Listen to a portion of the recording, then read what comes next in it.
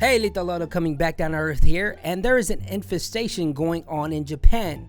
One that is run by clout, debauchery, and a whole lot of brainless zombies walking around with phones trying to cause havoc on a society that created anime. Now for me personally, I believe this crime is punishable by death. In Minecraft, obviously, right? But as I've said countless of times, clout is a disease, and this might as well be a sequel to my Johnny Somali video, because for some reason people just love to take advantage of Japanese people's kindness and their hospitality. Anybody would do anything for attention these days. These guys are the class clowns of society, the true jesters of our world, except without the additional perks. Hell, Jaden, can we talk about the political and economical state of the world right now? Smith is also tired of this content creator's tomfoolery that's been going around in Japan. Oh, do you mind if I get a photo with you? Sorry, another Twitch streamer. You had a busy day today? You're not a Twitch streamer? Oh no, I am a Twitch streamer. Are you streaming right now? Yeah, is that alright? Or I can turn the camera away? I know they're everywhere, right? Got a few of them, right? Alright. Sorry, how's your night going? That's fine. It's You're over streaming here. on Twitch. You gotta go, bro. Yeah, no problem. I'll leave you to it. You gotta go. My man Jaden Smith was about to have the best orgy in his life till the streamer came up and started doxing him that you'd assume that Sniper Wolf was gonna pop into the frame at any second. This is the age that we are living in now, guys. No more hunting and gathering, no more feudalism. No, we are living in the age of technological progression, but as it grows, humans remain stagnant with a slight add-on expansion pack of, like a little bit more morals and principles so that we don't kill each other, but even that isn't really working out for us. In the last decade, we had the dawn of the internet vlogs where people would bring their Canon cameras around, talking to themselves in this aluminum piece of steel with 24 megapixels, causing everybody around them to assume a schizophrenic episode was happening right before their very eyes. This would then cause the inevitable domino effect that would then lead Logan Paul to create the infamous video of him filming a dead body in the suicide forest in, coincidentally, Japan, one in which he almost got canceled for. Now, we thought this was going to be the end of such recklessness and lack of human compassion in Japan, but unfortunately, that is not the case. Little did we know, ladies and gentlemen, we have entered a new era, an era where live content has taken over the internet, where we get people like Johnny Somali. Now, if you have not seen my video on Johnny Somali, you should check it out to get the full details on the situation, to understand why he was initially detained. But I would provide you the details on his current situation, where he is now back in jail for his second time for broadcasting a live stream in a restaurant in Osaka, Japan, without their permission, where people made speculations that he was facing up to 5 years in jail.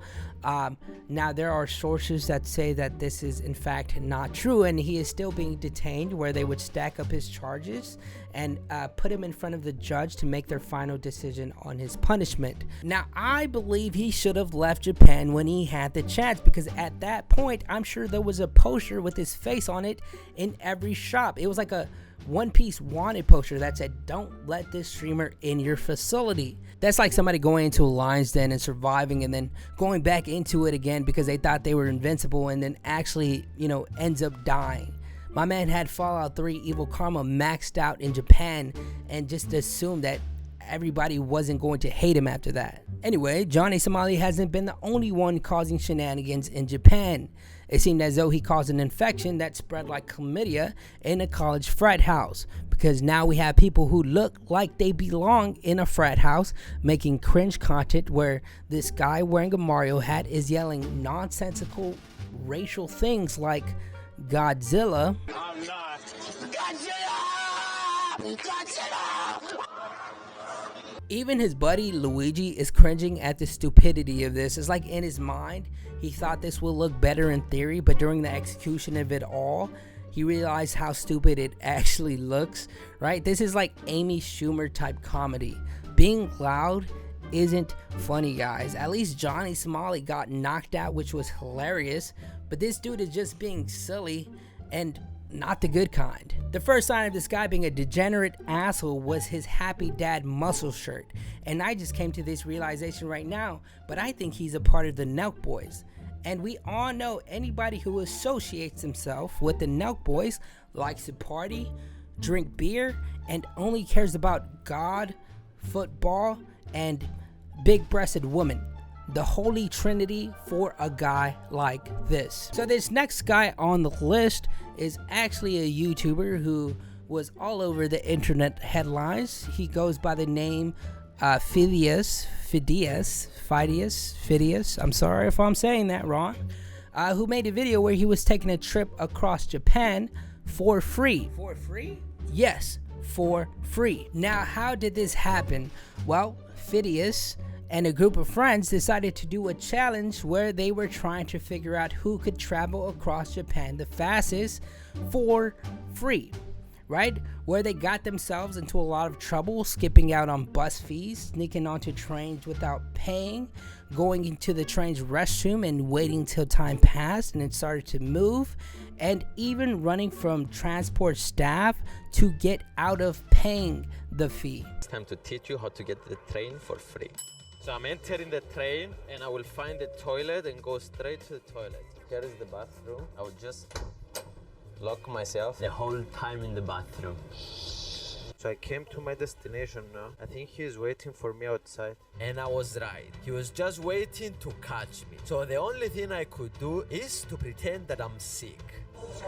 Now his video got taken down by YouTube and he did write a formal apology saying, "Hello beautiful people, I apologize to the Japanese people if we made them feel bad. That was not our goal. From now on, I'm going to make more research to the cultures we go to and try to prevent this from happening again. I love you all." And the reason he's saying this is because this is not the first time that this has happened. He actually has made similar videos like this in the past where he travels across different countries and performs the same challenge. So this wasn't necessarily targeted towards the people in Japan, but I think since so much shenanigans and bullshit has been happening in the country from all these streamers and content creators coming in like the bubonic plague, you know, it kind of damaged the image and reputation from foreigners all over the world. It seems like people, and I can only speak on behalf of America, have idealized Japan because of the rise in popularity of anime and manga over the last decade, I would say. That it has become a massive tourist attraction for a lot of people. And what other place for these content creators to go and visit and gain a giant following and viewership than the place where Naruto was created?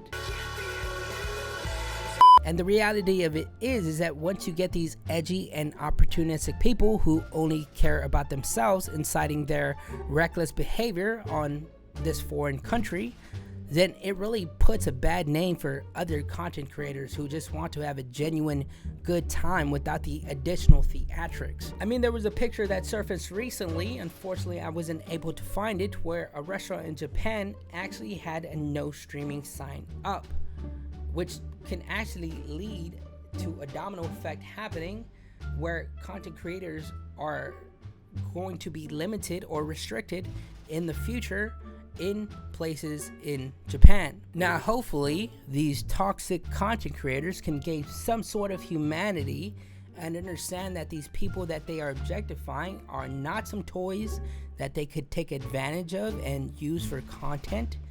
I feel like when you're this type of content creator, you no longer see life like a human and only see dollar signs. And I think that's one of the worst outcomes you can have as a content creator. Because not every content creator that goes to Japan wants to obstruct or disturb the people that live there. They just want to have a good time.